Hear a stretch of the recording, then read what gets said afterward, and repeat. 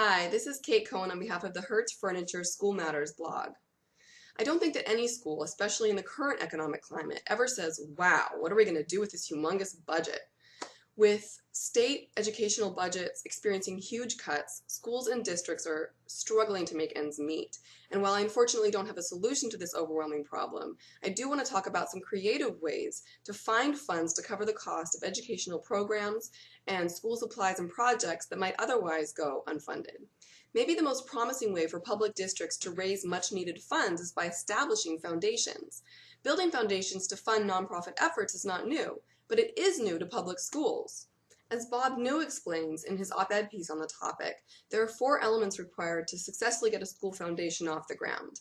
These are the support of a school superintendent who can help set goals, the selection of an effective foundation board of directors, the hiring of an experienced executive director or director of development, and the creation of a plan that seeks to solve critical problems and advance educational progress with specific fundraising goals in mind to accomplish this.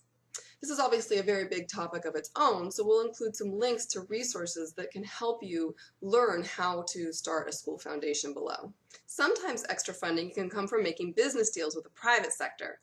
While the debate rages in many school districts about whether to allow advertising on school grounds, sometimes the funds can come from something less controversial. One common way this happens is that a district rents out an unused building or land, such as a parking lot, to businesses. And this has actually led to schools and districts being able to save programs that would have otherwise been cut.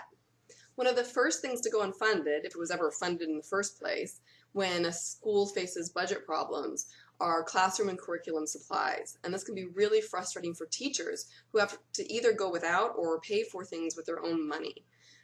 So instead, encourage your teachers to take things into their own hands and write grants and try and get them funded on websites like DonorsChoose.org.